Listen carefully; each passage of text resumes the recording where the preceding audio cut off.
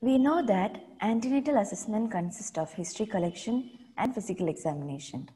Antenatal history collection is discussed in detail in the last video. In this video, we'll see in detail about antenatal examination. Antenatal physical examination consists of general physical examination, detailed obstetric examination, and investigations. General physical examination is nothing but the head-to-toe assessment which we do for any other patient. Important points to be noted in antenatal women are the first one, the body build and nutritional status of the mother, because the nutritional status of the mother directly affects the growth and development of the baby inside. Short-statured women will have small pelvis, which makes it difficult for the baby to pass through it during labor. Weight should be checked for every antenatal visit. Increase in mother's body weight suggests the growth and development of the baby. Eyes should be checked for pallor to rule out anemia in pregnancy and icterus to rule out jaundice in pregnancy. Neck should be assessed for enlarged thyroid gland and palpated for any lymph node enlargement. Peripheries, especially the legs, should be assessed for edema. Those are the points to remember while doing a head-to-toe assessment. Let's move on to detailed obstetric examination. Before doing an obstetric examination, remember to take verbal consent from the patient. Ask her to evacuate the bladder, position her in supine, provide privacy, and stand on her right side. Obstetric examination consists of examination of breast, vagina, and abdomen.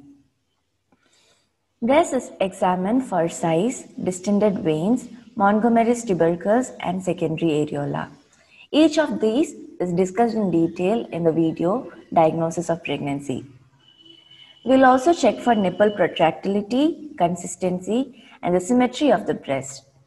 Protractility is nothing but to see if the nipple is erect, which is normal, otherwise it will be inverted, flat, or cracked. Consistency is to check if the breasts are soft or hard. Hardness may suggest breast engorgement. Breast is carefully examined to correct abnormality and prepare the mother for breastfeeding and prevent any difficulty during breastfeeding. Vaginal examination was done earlier during the first antenatal visit, but it is very risky and it is not done anymore. Now, ultrasound examination has replaced vaginal examination because it has almost no adverse effects and gives us more detailed information than a simple vaginal examination. Now, we'll move on to the most important section of the obstetric examination, examination of the abdomen. Abdomen is inspected, palpated, and auscultated. Remember, we never percuss a pregnant abdomen. There are 5 things to inspect: the size, shape, contour, skin changes, and fetal movements. We have to see whether the size of the abdomen is appropriate for the gestational age. Small abdomen may indicate a small baby, that is IUGR, or less amount of amniotic fluid. Large abdomen may indicate a big baby or polyhydramnios, that is more amniotic fluid. Shape of the abdomen is usually ovoid or round according to the position in which the baby is lying inside.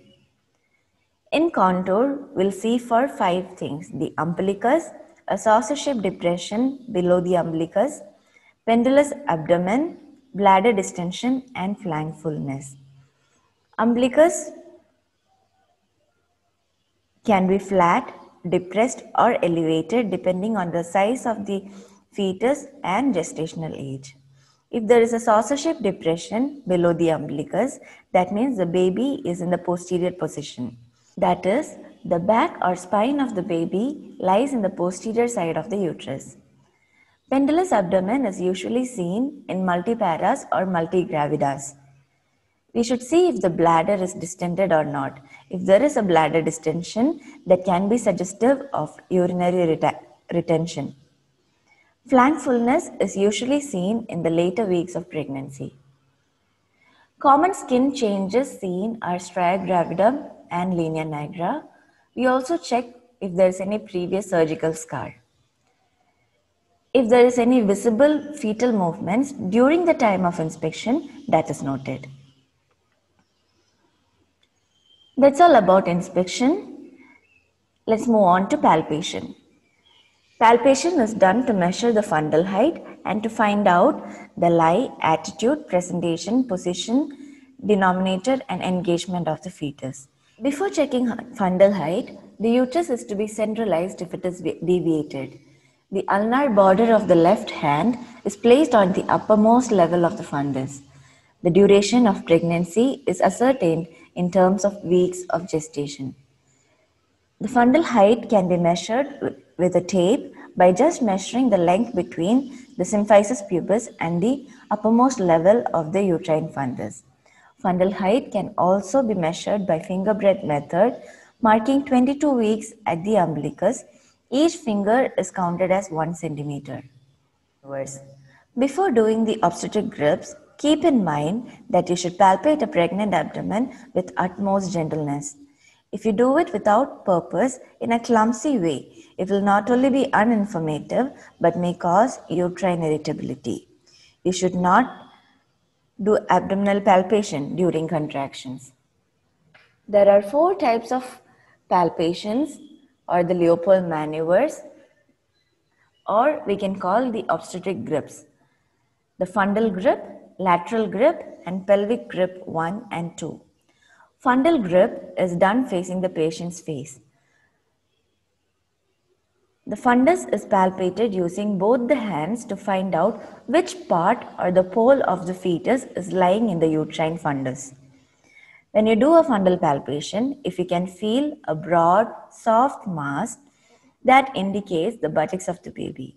If you can feel a smooth, hard, round or globular mass, that indicates the head. No fetal poles can be palpated in a transverse lie. That's all about fundal grip. Lateral grip or the umbilical grip is done facing the patient's face. Hands are placed flat on the sides of the abdomen. Palpate one hand after the other on each side and front of the uterus. This helps us to find out the position of back and limbs of the baby. If you can feel a smooth curvature, that means it's the back or spine of the baby. If you can feel irregular nodules, those are the limbs. That's all about lateral grip. The Pollux grip or the third Leopold. This again is done by facing the patient's face. Keep the ulnar border of the right palm over the symphysis pubis and try to grasp the presenting part and move it. It can be grasped if it is not engaged. If it can be moved, it is said that the presenting part is ballotable. In a transverse lie, we cannot hold any part and ballotment is impossible. Therefore, a Pollux grip is empty in a transverse lie. That's all about pelvic grip 1. Pelvic grip 2 is done facing the patient's feet. 4 fingers of both the hands are placed on either side of the lower abdomen and is pressed downward and inward. If it is the head, you can note the attitude and engagement. By noting the positions of the occiput and sinciput, you can find if the attitude is flexed or not. While moving down the hands, if they diverge or move away from each other, that means the head is engaged, that is entered into the pelvic cavity. If the hands are converging, that means the head is not engaged. That's all about pelvic grips. Finally, we auscultate the heart sounds. I hope the physical assessment of a pregnant woman is clear to you all, and especially the examination of abdomen. Thank you.